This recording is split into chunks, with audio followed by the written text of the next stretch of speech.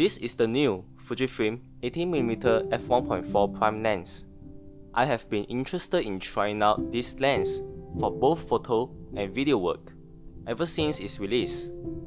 Many reviews have said the new Fujifilm 18mm f1.4 is a perfect everyday lens with impressive sharp image quality.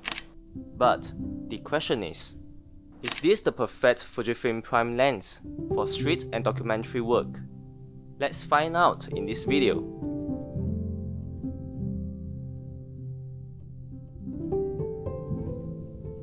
Welcome back to HK Camera Life. My name is Chris Chan.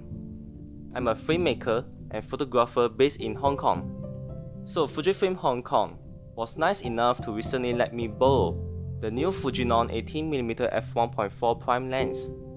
I spent 2 weeks filming video and taking photos with the 18mm f1.4, and I found this lens to be very suitable for low light video and street photography.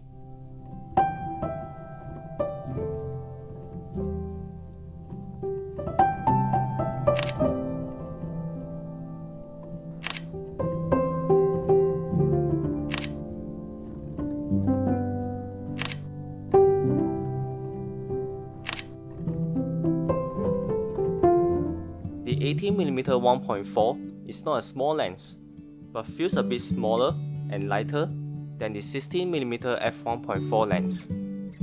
Having both the 18mm and 16mm side by side, the two lenses look very similar. Both are solidly built, weather sealed, and have the aperture ring. But looking closer, the 18mm doesn't have a manual focus clutch like the 16mm, which is a very important thing to have for video shooters who do manual focus a lot. One thing I also noticed is the aperture ring on the 18mm is a little too easy to move, which may cause accidental adjustment when shooting. While the 18mm is well built, I still miss the manual focus clutch, which I always use on the 16mm 1.4 lens.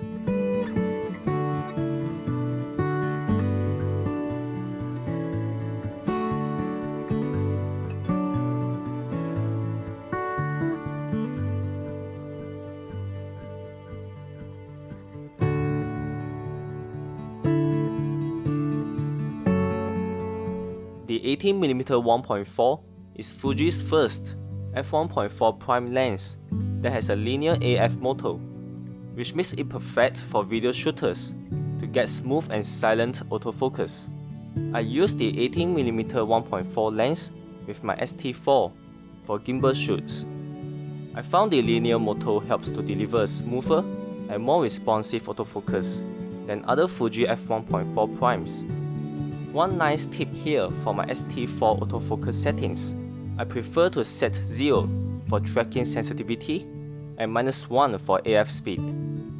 This setting is good for achieving smooth autofocus for video. In my experience of using the 18mm 1.4 for both video and photo work, the autofocus speed is very fast, silent focusing motor, nice and quiet. But in some occasions, when I use AFC for video with this lens, there's a bit of focus hunting, which is a problem if you need accurate and responsive AF in video. I do need to reshoot a couple of takes to get a better shot in focus, but still not perfect.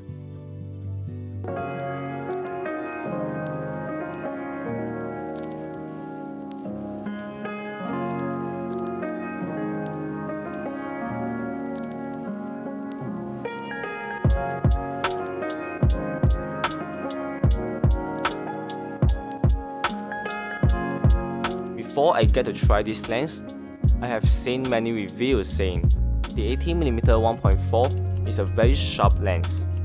Well, I'm not a fan of sharp lens, as I cherish the unique character of soft look in vintage lenses.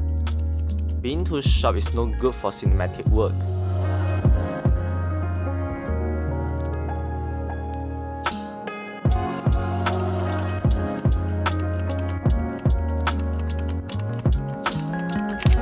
Looking at the photos I've shot using the 18mm 1.4 lens, The image quality is really sharp, even at f1.4 aperture. This lens won't let you down if you need to shoot wide open all the time. Aberration wide open is very well controlled, and there's also very light vignetting when shooting wide open at f1.4. Personally, I think there's nothing bad to talk about the image quality of the 18mm 1.4 lens. My only comment for the lens is too sharp, which is not my preference for cinematic work.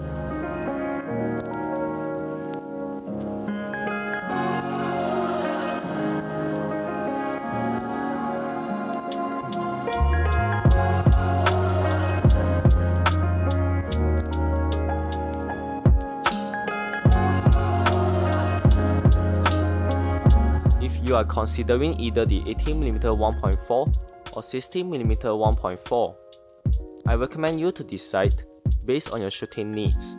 The 18mm 1.4 has better autofocus for video, and the 16mm 1.4 can shoot wider and also shoot extremely close to subjects at 15 cm minimum focus distance. Optically, both lenses are fantastic and great for low-light photography and video. If you are more on the video side, the 18mm 1.4 is a good video lens, thanks to its smaller size and linear AF motor, which will make it a good fit for gimbal shoots. And if you are more used to shooting 28mm in full frame format, especially for street photography, the 18mm 1.4 is definitely the one to get.